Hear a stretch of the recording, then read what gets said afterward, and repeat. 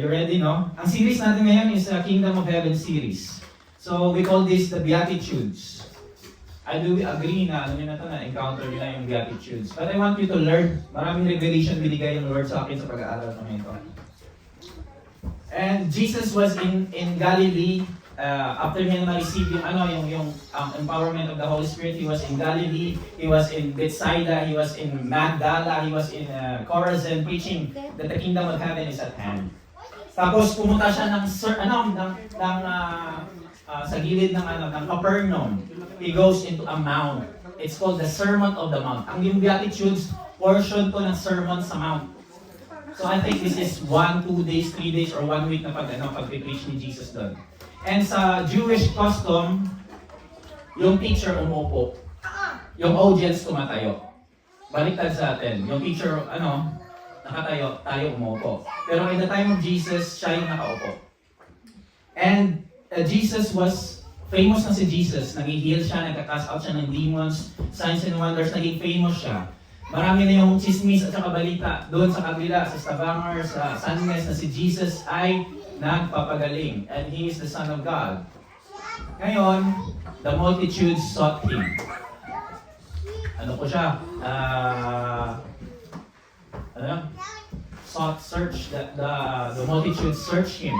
Hinanap siya ng multitudes. Sana ba si Jesus? Sana ba si Jesus?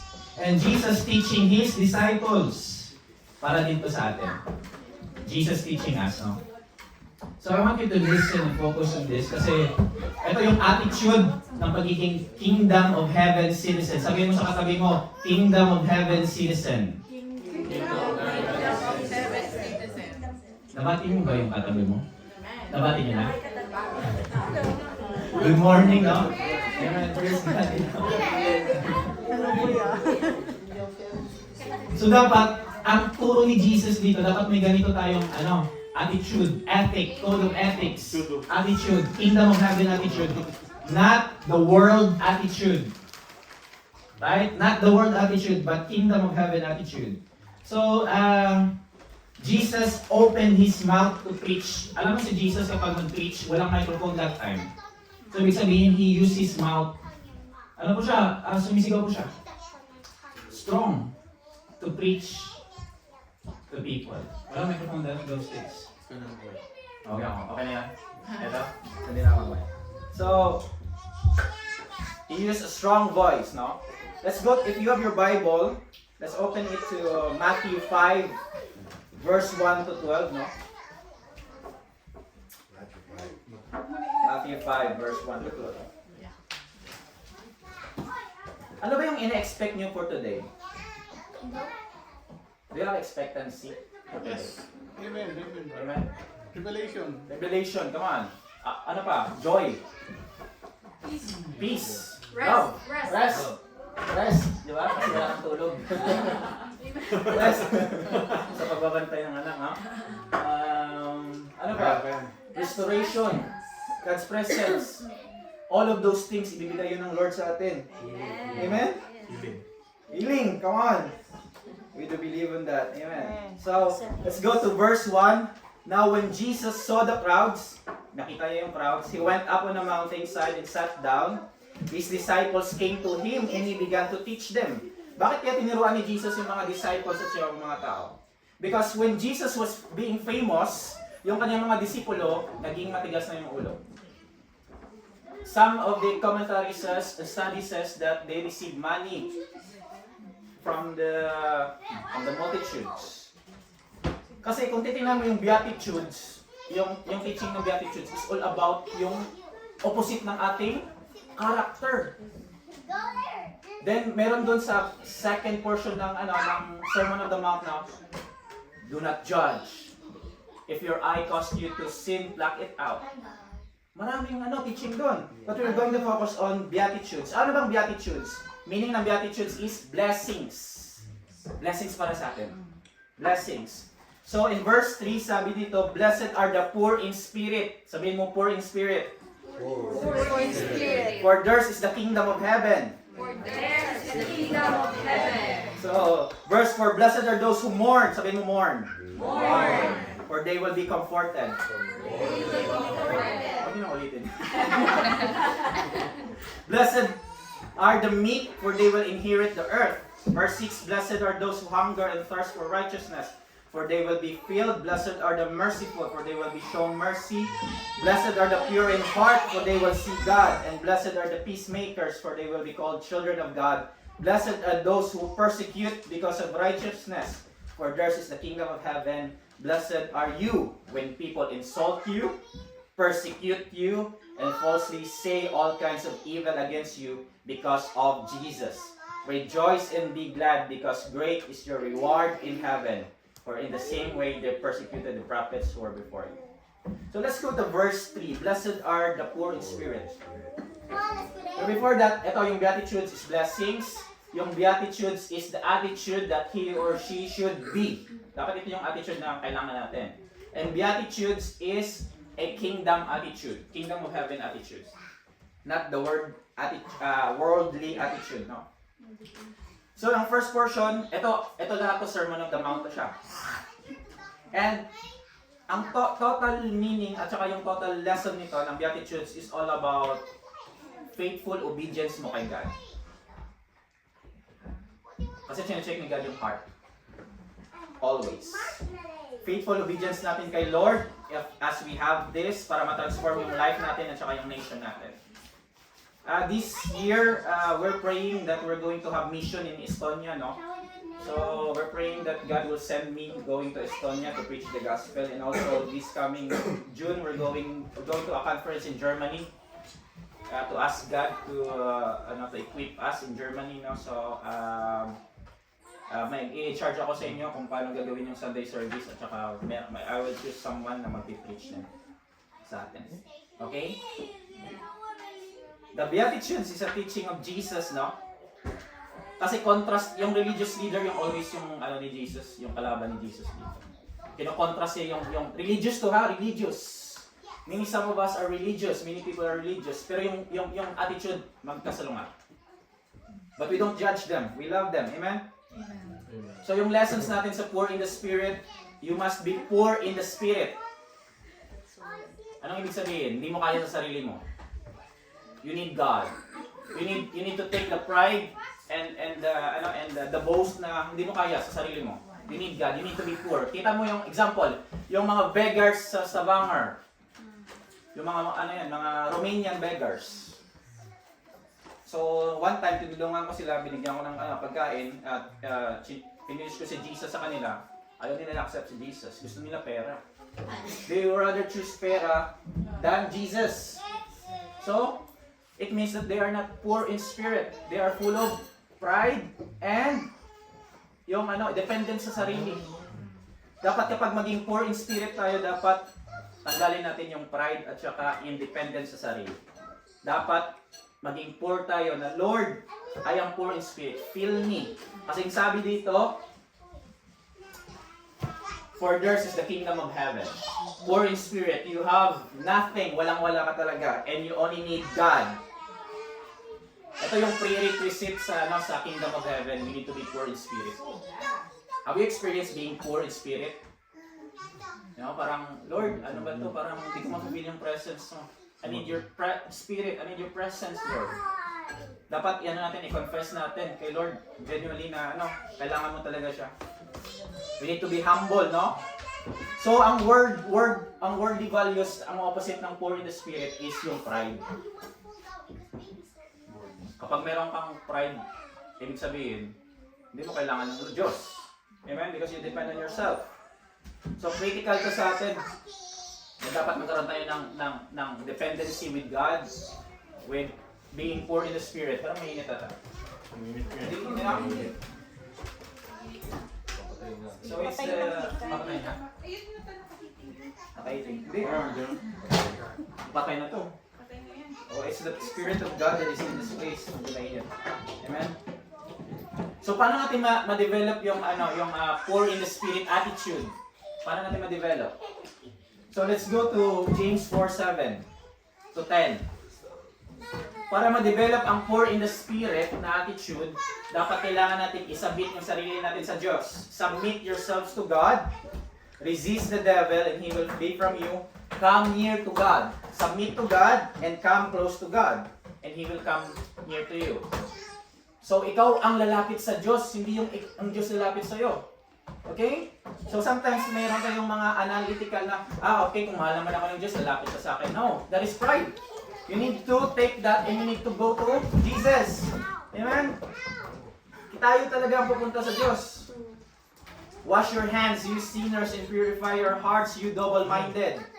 Grabe yung ni Apostle Paul dito. Very direct. Grieve, mourn, and wail. Change your laughter to mourning and your joy to gloom. Humble yourselves before the Lord and He will lift you up.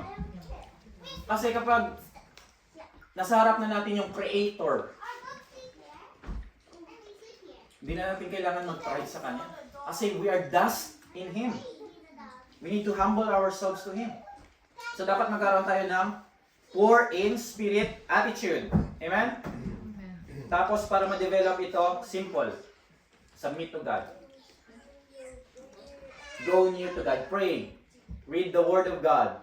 Nagbabasa pa ba kayo ng Bible? Amen. Ha? Nagbabasa pa kayo ng Bible? Maganda to yung pagbabasa ng Bible. Ha? Kung Kristiyano ka, dapat nagbabasa ka ng Bible. Pero kapag Kristiyano ka at hindi ka nagbabasa ng Bible, you only confess Jesus in your mouth, not in your heart. So, kailangan natin to. And we have this poor in the spirit kasi we are in Jesus now. Amen? So, let's go to number 2, no? Mourning. Blessed are those who mourn, for they will be comforted. Ano ba to? Yung nagluluksa lang kasi wala pa yung sahod. Nagluluksa lang, wala pa yung broken hearted. No? So, ang Greek meaning ng mourn is deep sorrow. May namatayan. Nawalan ka. Greek meaning nito ng mourning is deep sorrow. Kapag, for example, last year si Ate Jen nawalan siya ng kapatid. So she went back to Philippines. She go there and she mourned. Kinomfort ka ba ni God? Amen. So God promised us that He will comfort us if we deeply mourn sa pagkawala ng ating mga kamag-anak or kapamilya.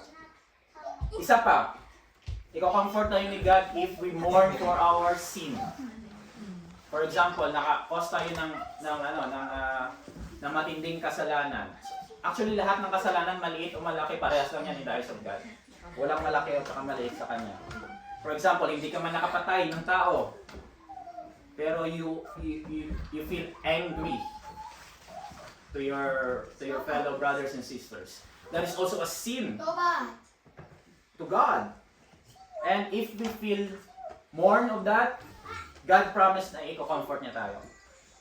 Amen? So yung worldly values nito is kung saan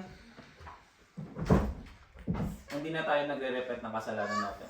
If we feel sin and hindi na tayo nagmo-mourn, parang patuloy-tuloy na lang, God will not going to comfort us. The scripture says that we need to be mourn if nagkaroon tayo ng kasalanan o merong nangyari sa buhay natin na deep, and God will comfort us. Para natin ma-develop to? So, James 4 and 7 pa rin, 7 to 10, sabi dito sa verse 9, grieve, mourn, and wail. Change your laughter to mourning and your joy to gloom. Have you ever experienced na pag yung kapatid natin dito may, for example, si Kuya Darius, you are broken-hearted. You're broken-hearted, right? Pero tayo, na-touch tayo. We comfort him.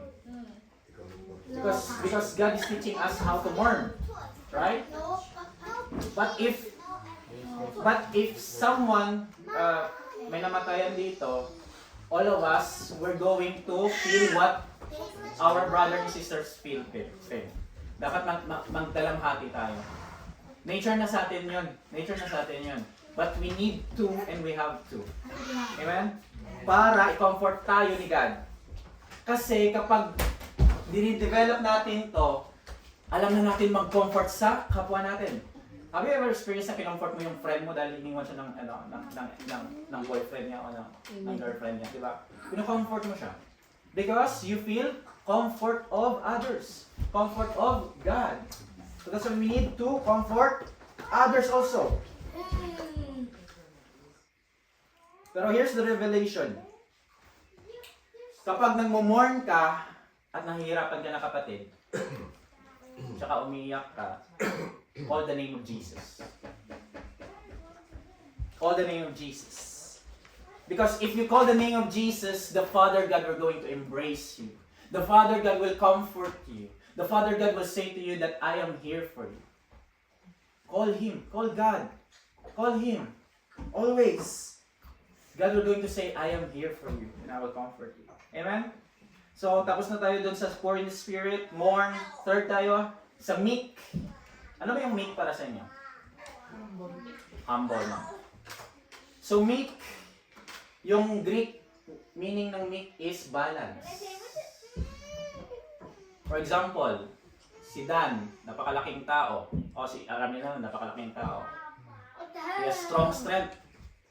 Pero when it comes sa sa mga dialogue at saka mga confrontation, hindi niya yun in-exert yung strength niya. But he humbled himself to self-control, to be gentle, para makontrol niya yung sarili niya. For example, yung mga soldier, magaling yung mag-training, may mga baril yun, powerful yun sila. But they have self-control, they are meek, they are gentle when it comes kapag confrontation na sa kapwa nila. Sa mga police, they have very strong tolerance when it comes sa pagdadakip ng kriminal. No, di ba? Grabe yung nila, strong tolerance nila kahit mumurahin pa sila ng ng mga tao, hindi sila mag-backfire, hindi sila exchange of conversation. They will be self-control. They will be gentle. Kasi yan yung meek. Sino yung mga meek person sa Bible? One is, the Old Testament is Moses.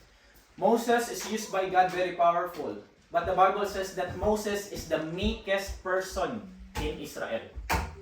In all the world. Then after that is Jesus. Tingnan nyo si Jesus. He's the Son of God.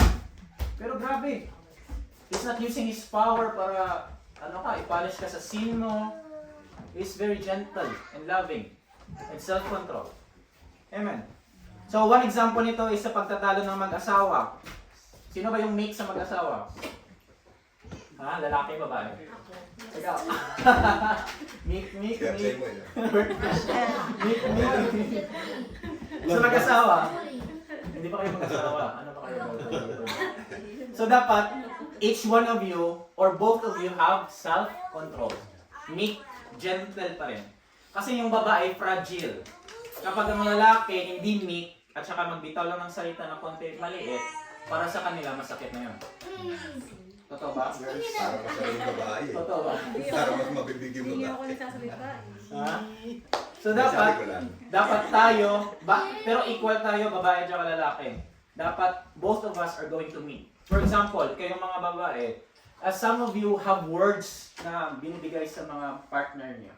And those words think nyo na okay yun, ma-absorb nila, mangunguya nila.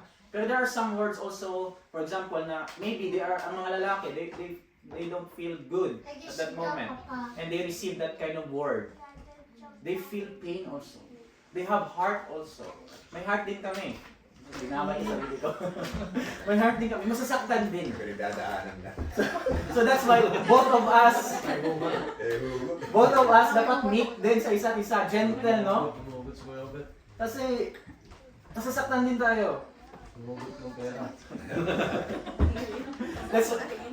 Ito yung value, attitude na kailangan natin sa Kingdom of Heaven. Kasi kapag we display the Kingdom of Heaven sa family, sa community, sa workplace, for example, yung boss mo, sa mga sikiplier dyan, or sa mga, sa inyong mga, patient. Sometimes yung patient, ano ba, hindi ko marunong mag-injection, mali yung mo, tabletas na binigay sa akin. Sometimes, meet tayo in the outside, but our mind, in our heart, sinasabi na, napaka-barumbado naman pasyente nito. God knows our mind and our heart. But thanks be to God, if we are meek, anong sabi ng Bible? We will inherit the earth. Ano ibig sabihin? We will have contentment. We will have the earth. We will have contentment in everything. Ito lang sahod mo. Meek ka pa, ito lang sahod mo, pero kontento ka. Amen? Diba? Pagod ka sa trabaho, you are meek, pero contented ka. Si Jen, not, ano yan, natabak? Natabak si Jen. Pero pagod siya, pagdating ng bahay, kasi meek siya, she feels contented. Kahit pasaway si GAR, she feels contented pa rin. Kasi hindi siya obscure ng worldly values. Yung values niya is kingdom heaven values. Meek. You have self-control, you're still gentle in all things. Amen? Paano natin ma-develop yung kingdom attitude of being meek? Paano? So let's go to Matthew 11:28 to 30. Sabi dito, lumapit kayo sa akin, come to me who are weary and heavy burden, and I will give you rest. Take my yoke upon you. Yung yoke ni Jesus, yan yung gamitin natin. Kasi, in-explain niya, kasi you will learn from me, for I am gentle. Kasi si Jesus gentle and humble in heart, and you will find rest for your souls. For my yoke is easy, and my burden is light. So kapag nahihirapan tayo sa buhay at hindi pa tayo meek, ibig sabihin kinikerry natin yung yoke natin. Hindi yung yoke ni Jesus. Pero if we carry the yoke of Jesus, we will feel light. Hindi tayo maiirita kahit anong sitwasyon. We have gentle. Hindi tayo yung nag-rage sa pananalita, because we have self-control. Amen? So paano natin ma-acquire to? First, sinabi niya, come to me. Punta tayo kay Jesus. And marireceive mo ito. Take the yoke. Come to Jesus and take the yoke, and you will receive this. Amen? Sometimes yung answer sa mga problema natin nandiyan lang sa verse. The answer for our problem, the problem of this world, of the world, is here, in the Word of God. The Word of God is very important. Hindi tayo madi-deceive dito. This is the truth, the Word of God. Amen? So tapos na tayo doon. Let's go to number 4. Number 4. Hunger and thirst for righteousness. Blessed are those who hunger and thirst for righteousness, for they will be filled. Nauuhaw at nagugutom ba kayo sa righteousness ni Jesus? O baka nauuhaw at nagugutom na kayo sa pagkain? There's difference. Marami sa mga Kristiyano gutom at uhaw sa famous, sa pera, sa success, sa wealth, sa power, sa authority, sa comfort, sa happiness. But dapat ang Kristiyano maging gutom at uhaw sa righteousness. Sa, ano yung Tagalog ng righteousness? Katuwiran.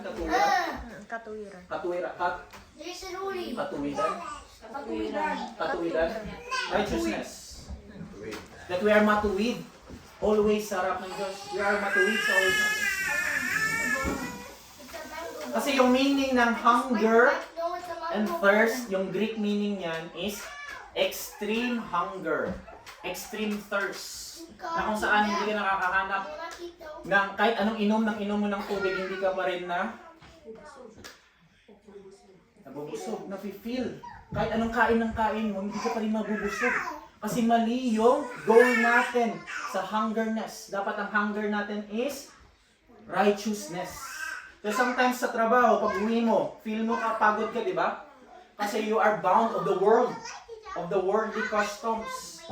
But when you go home and pray and hunger of the righteousness of God, He will fill you with peace and righteousness. Amen? Amen. So, sa world, ang sinasabi ng world sa atin, okay lang yan.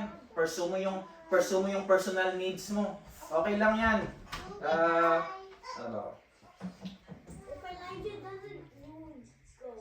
Yan. Okay lang yan. Bili ka pa ng damit, bili ka pa ng sapatos, okay lang yan. Pera mo naman eh. Mag-overtime ka pa, gala ka pa, tour ka pa. Okay lang yan. Yan is hunger of the world. Nakita nyo? But if we are hunger and thirst of the righteousness of Jesus, sabi ni Jesus, we will be filled. Paano tayo mafe-filled? Si God mismo.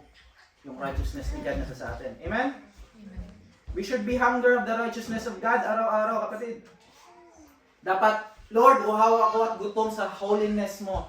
Lord, uhaw at gutom ako sa righteousness mo. Lord, uhaw at gutom ako sa presence mo. Lord, uhaw at gutom ako sa iyong love. Lord, uhaw at gutom ako sa iyong mercy. Lord, uhaw at gutom ako sa iyong word. Kasi doon tayo natatransform. Amen? The Bible says that you will be filled. That's why when we have a prayer meeting, that's why we ask the Holy Spirit to fill us. Amen? And then we become filled by Him. Kasi yung righteousness ni God, nasa love niya rin nag-aabot. So paano natin ma-develop yung kingdom attitude of hunger and thirst of righteousness? Let's go to Philippians 3:7-9. Naunawaan niyo ba to? I want you to learn and apply this kasi kapag nagsasabi ako dito at saka hindi niyo ina-apply, there's something wrong in you. It means hindi niyo nag-grasp yung word of God sa buhay natin. Pero this is for us. Are you blessed with this? Amen. Philippians 3:7-9. Sabi dito, but whatever we gain to me, sabi ni Apostle Paul, kung anong na-gain ko, I consider loss for the sake of Christ. Kung anong na-acquire ko, pera, bahay, lupa, lahat ng wealth, na-acquire ko yun. Pero nagiging, i-change ko yun, igagawin ko yung loss para makuha lang si Jesus. Si Jesus lang yung gusto ko. Sabi niya dito, I now consider loss for the sake of Christ. What is more? Ano pa ba? I consider everything loss. Everything loss. Because of the surpassing worth of knowing Christ Jesus my Lord. I have a question for you. When you accept Jesus as your Lord and Savior,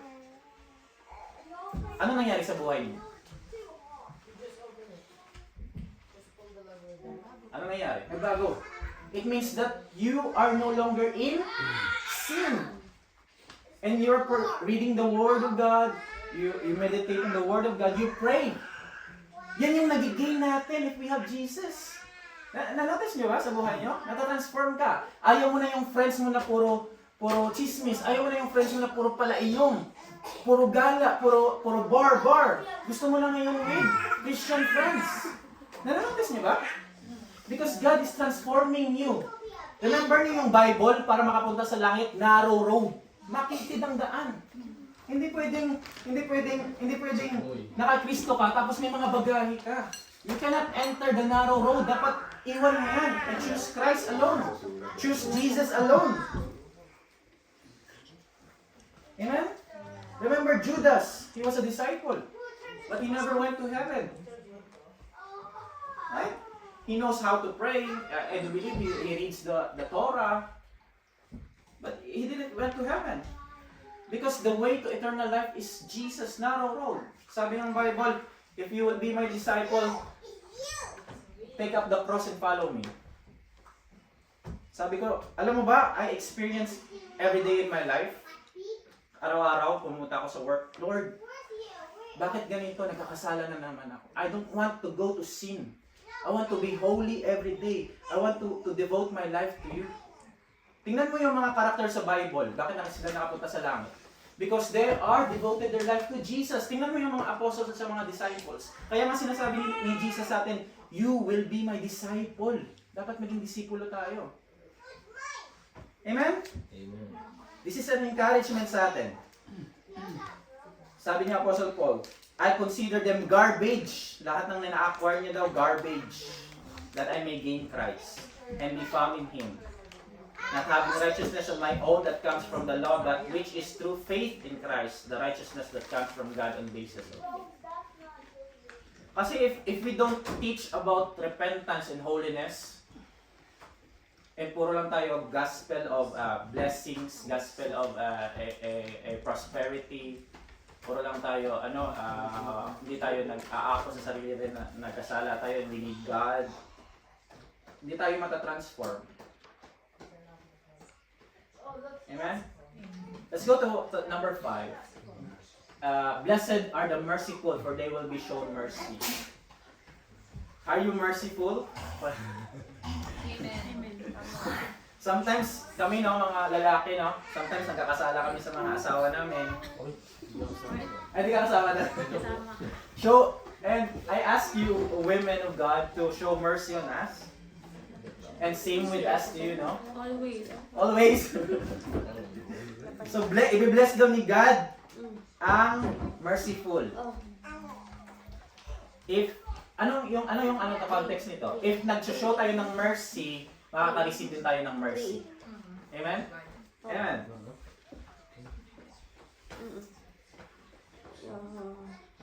If gusto mo yung mercy ng Lord, dapat maging merciful tayo sa bawat kapwa natin.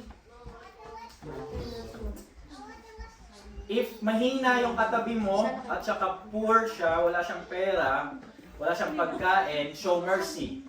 Pakainin, i-welcome. Diba? Show mercy.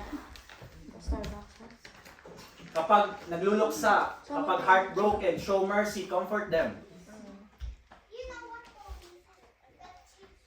And also, kapag merciful ka, nagpo-forgive ka. One example is Jesus on the cross. What is the mercy of God in our life? We deserve hell. You and I deserve hell. Dahil sa kasalanan natin.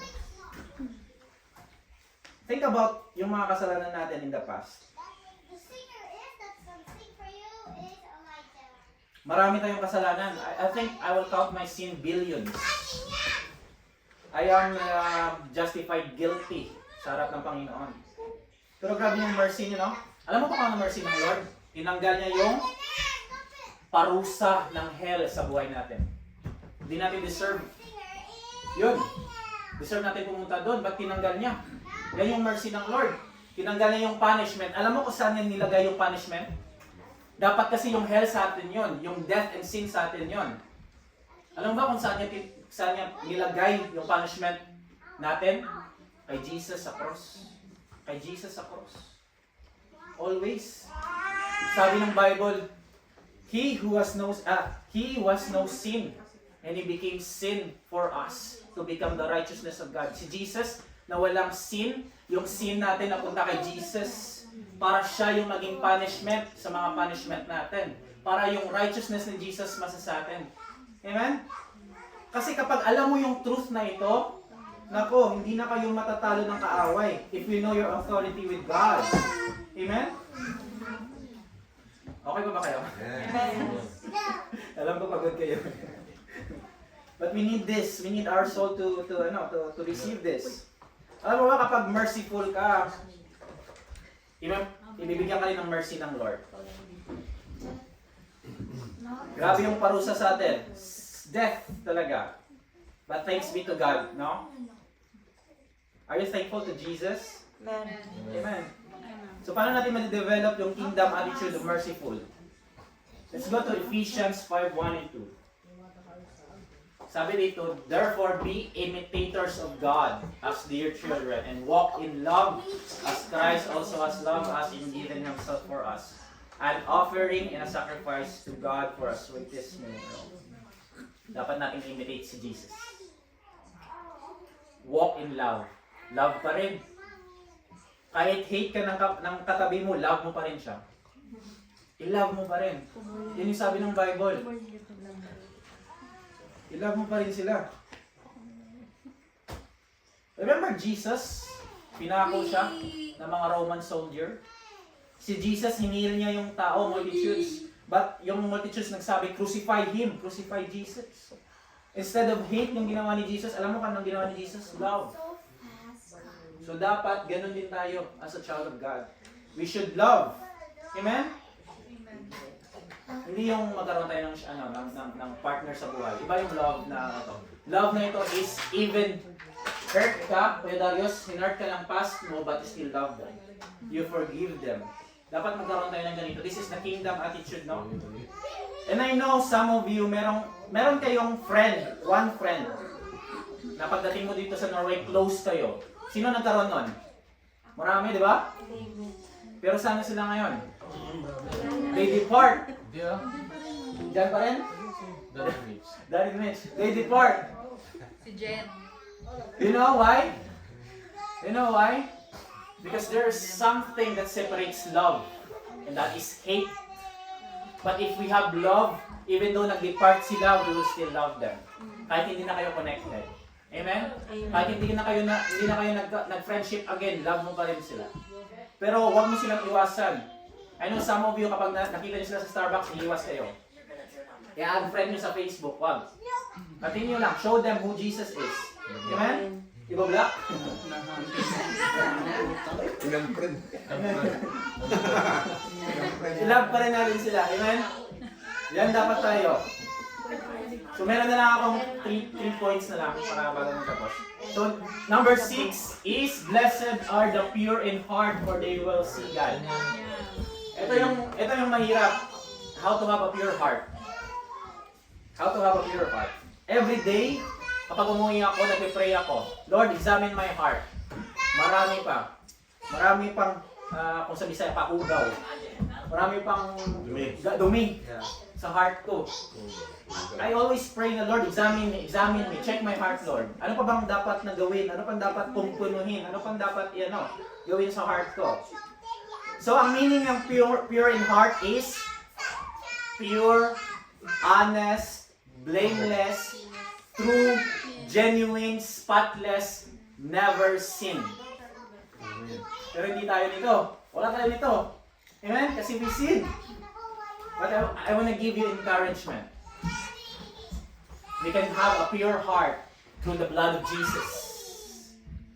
Through the blood of Jesus. The moment that you pray, God, forgive me of my sins. The blood of Jesus cleanse your heart and your heart will become pure. Every day as you go to Jesus. Nagiging pure yung heart mo. That is the power of the blood of Jesus. So sometimes, hindi natin alam kung anong kasalanan. Diba?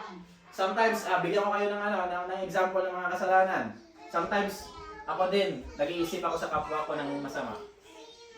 Tumitingin ako sa babae with lust. Nasusobra ako sa pag-shopping. Lust din yun. Nasusobra tayo sa pagkain. Gluttony din yun. Marami. If we read the Word of God, bibigyan tayo ng knowledge. But thanks be to Jesus, as we come to Him, we'll be purified in yung heart natin na pupure. Amen? Yan yung kagandahan ng Kristiyano. Other religion, for example, ibang religion, you need to be baptized, you need to be confirmed, you need to be a sacrament of this, you need to pray 5 times a day. Those are good works to be saved, tapos tanungin mo sila, hindi pa sila ligtas. I came on a Catholic background 28 years ago. Pero hindi ko naramdaman yung love ni God. Kasi good works. And the Bible says in Exodus that it is abomination to worship God on the statue. Doon nalaman ko yung truth after doon na born again ako. I choose to follow Jesus alone in no religion. Nung na-open ako, I was far to read the Word of God. And doon nakita ko na God is spirit and truth. Doon ko nalaman, na-open ako. I was thrown into sin. And exposed ng Lord yung sin ko. But thanks be to Jesus. Amen? Magkakaroon na tayo ng pure heart. Amen? Alam mo ba si Satan always sasabihin sa iyo, you are a sinner. You are not pure. You are hopeless. You are not forgiven. That's the lie of the enemy. That's the lie of devil. Because when you repent of your sin and receive Jesus, the blood of Jesus comes to you.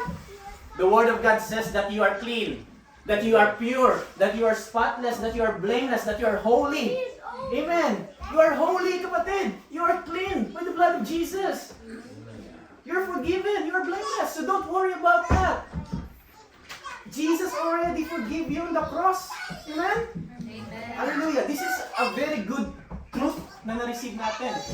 Kasi sometimes after ito, pag uwi natin, ay, ano ba? Parang nagkasala na naman ulit ako. Jesus already forgiven you. Rejoice! Kaya nawawalan tayo ng gana mag-worship kay God kasi we don't have the truth. Hindi natin na-grasp yung truth na ito. Amen? And as you continue to repent, the blood of Jesus cleanse you day and night and night. Amen? So paano natin ma-develop yung value of pure heart? Simple. Fix your eyes on Jesus. Fix your eyes on Jesus. Only. No, don't fix your eyes on me. Don't fix your eyes on the preacher, on the celebrity on Instagram. Don't fix your eyes on them. Fix your eyes on Jesus alone. Amen? And in Proverbs 4:23-24, kapag Kristiyano ka, ito dapat ang gagamitin mo. Above all else, anong gagawin mo? Guard your heart. I-guard mo talaga ang heart mo. For example, tayo dito, some of us will say things na nakakasakit sa atin. But I wanna encourage you, I advise you, guard your heart. Ipasa Diyos mo na. If sobra naman, i-correct mo. Correction is good. Rebuking is good. Amen? Pero kapag ayaw niya mag-receive ng rebuke at saka correction, nasasad mo na yan. Okay? Amen. Let's go to number 7. Eto. Matthew 5:9. Dalawa na lang. Blessed are the peacemakers, for they will be called children of God.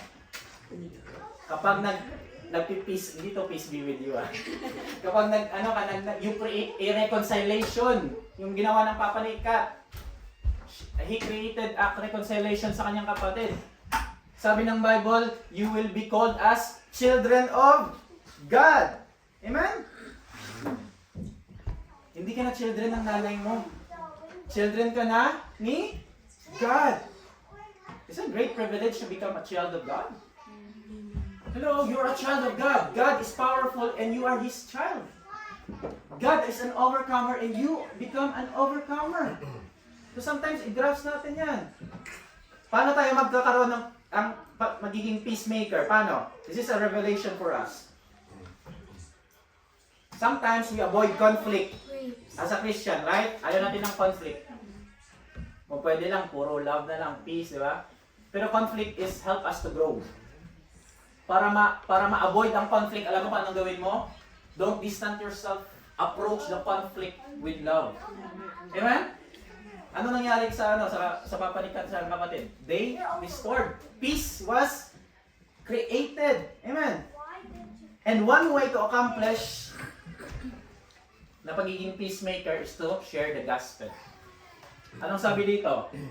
As we reconcile to people, para ma-reconcile tayo sa tao, quick to repent if we wrong others, spread the gospel as a sign of peace, God will call us His children. Kaya nga nag-share tayo ng gospel Kasi the world, yung ibang tao hindi nagbibilig kay Jesus, at tayo, we are opposite with them. And yung mga tao hindi nagbibilig kay Jesus, they are not reconciled to God. Wala silang relationship kay God. They are not reconciled. They don't have peace with God. So yung ginagawa natin as a peacemaker, we share the gospel so that they can receive peace. Because if na-receive na nila si Jesus, they will have peace and reconciliation with God. Amen? So eto, hindi siya yung peace be with you. Being peacemaker is sharing the gospel. Amen? Actually, na-open ako nito when I was studying this. This is the real meaning ng Beatitudes ng peacemaker na sinasabi ni Jesus. Nagiging peacemaker tayo as we share the gospel to our family and friends. So we will pray for Mitch later on kasi uuwi siya ng Taiwan and she will share the gospel to her family and friends, so workmate niya. Totoo ba yun, Mitch? Yes. Amen. Kasi Jesus as the Son of God will bring peace to humanity. Kasi si Jesus siya yung Prince of Peace. Amen? But we are now children of God through Christ Jesus. He reconciled us so that we can have connection with God. Share the gospel, kapatid. Share the gospel. The gospel is very simple. You know what happened sa katrabaho ko? Si Ivy. She was a Catholic. Si Ivy. Pero hindi niya alam na ligtas siya. Hindi niya alam na ligtas siya. So for 4 months, yung ginawa ko, I was praying for her silently. Then, nung, ano ba ngayon? Nung Thursday, alam mo kung anong ginawa ko? Wednesday, nag-pray ako, hinintay ko siya ng 5 hours. I shared the gospel to her. Alam mo kung anong nangyari sa kanya when I talked to her? Her lips was trembling. Her eyes was crying because she feels the weight of sin. She feels the need of Savior. Kasi hindi nila alam na ligtas sila. Because walang nag-teach sa kanila, walang nag-share ng gospel sa kanila. Basta pumili na lang sila ng religion. Yun lang. They don't know the truth. Alam mo kung ano nangyari? She gave her life to Jesus. In the workplace. Tapos umiiyak siya. When we are disciples of Jesus, kapag nag-share tayo ng gospel, hindi tayo nahihirapan. Kasi hindi tayo nagka-convert ng tao, ang nagka-convert ng tao, ang Holy Spirit. Amen? Ang ginagawa na lang natin is to open our mouth and to preach. Kapag ayaw nila, wag. Amen? Move tayo sa iba. Amen? Another one, yung sino yun? Si Pinay din to, sa Kulugata. Si Mary Denise. For 4 months, I prayed for her. Then I go there sa may volunteer sa store, and I preach the gospel. Umiiyak siya sa sobrang na-feel niya yung love ni God. Alam mo ba, your words has a power. So continue to share the gospel. Continue to share the gospel to your family. Amen? Paano natin ma-develop yung pagiging peacemaker? Sabi ng Mark 16:15, sabi dito, He said to them, Go! Hindi po yung Diyos yung mag-go. Sino yung mag-go? Tayo. Di ba? Into all the world and preach. Sino yung mag-preach? Tayo.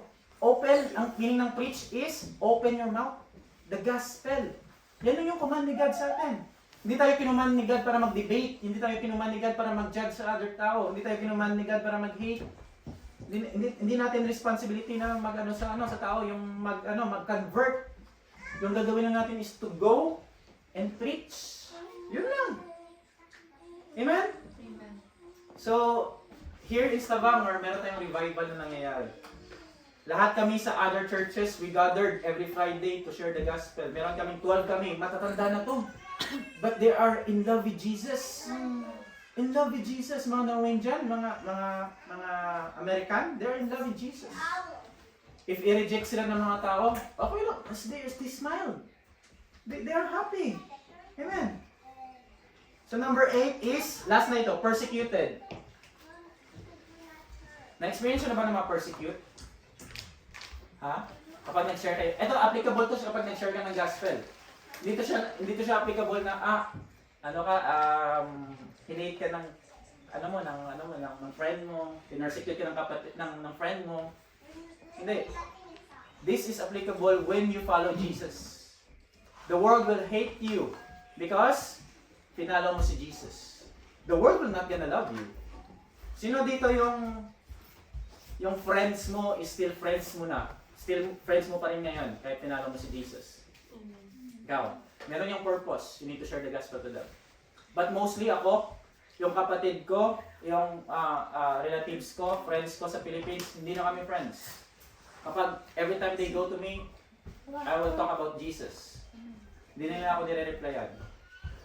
You know why? Because the Bible says that in this world, if pinalo natin si Jesus, merong mga troubles. The world will going to hate us. The world will going to persecute us.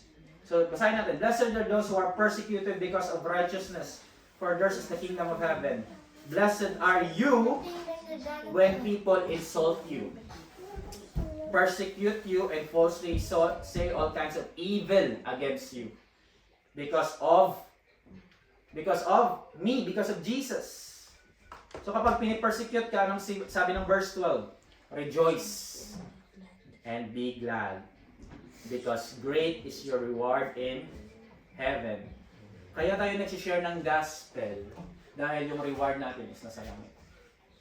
Kaya tayo nagsishare ng gospel, nape-persecute tayo, kailangan natin mag-rejoice dahil ang reward natin is nasa langit. Commission tayo ni God.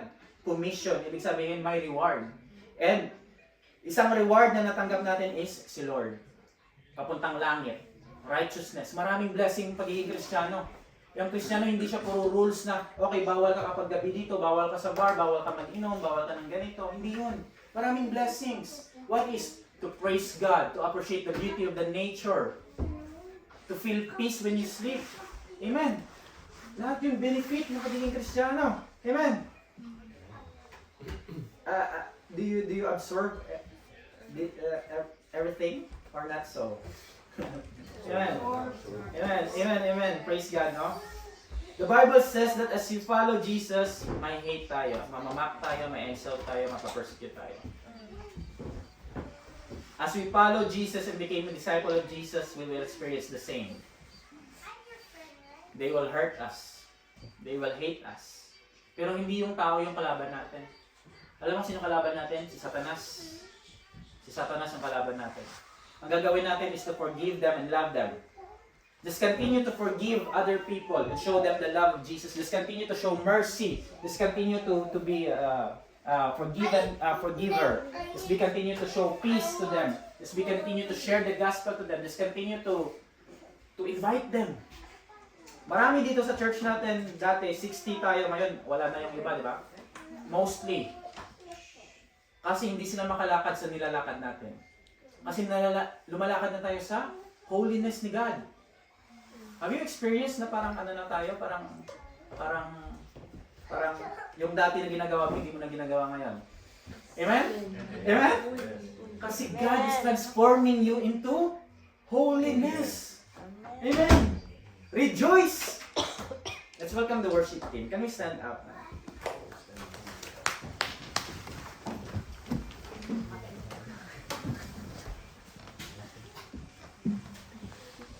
So, ang pagiging persecuted, when people hated you and cursed you because you follow Jesus. Sabi ng Biblia, rejoice. Kapag pinapersecute ka, rejoice. Sabihin mo, rejoice. Rejoice. That because you do the will of God. Alam mo kapatid, all our money, all our wealth dito sa Norway, that is good. That is a blessings from God. But all of that, we should be reminded na hindi yung dapat yung priority natin. Yung priority natin is si God. Amen? Amen. Better to use your, kung marami ka mang ganyan, better to use that for the glory of God. Support church, support missionary, buy Bibles and give it to the beggars outside. Gamitin mo yung pera mo para sa sa glory ng Diyos. Doing the will of God is a true treasure. Yan po yung totoong treasure. I tell you my friend, I encourage you to love God and continue to share the gospel because great is your reward in heaven. Amen. Can we all pray? Can we all close our eyes? Sige, Brian. Hallelujah. We call upon the presence of God in this place. Lord, we heard your word, O God. Today, Lord, pumasok po siya sa heart ko. And some of you have been convicted by this. Alam mo kapatid, that is a good news. Because conviction is redemption. Conviction is a true sign that God loves you. Kasi gusto ng Lord na bumalik ka sa Kanya. Holy Spirit, I ask you today to encounter us. Lord, give us the kingdom attitude, Holy Spirit. Kapatid, are you poor in spirit? Do you mourn? Are you meek? Are you hunger and thirst for righteousness of God? Are you merciful? Do you have a pure heart? Are you peacemaker? Are you persecuted? The answer is Amen. Jesus. Jesus is all the answer for that. Fix your eyes on Jesus, kapatid. Because the Bible says that He will bless you and you will inherit the kingdom of God. Jesus says the kingdom of heaven has come near to you. The kingdom of heaven is at hand. Nasa kamay mo na kapatid yung kingdom ng Diyos.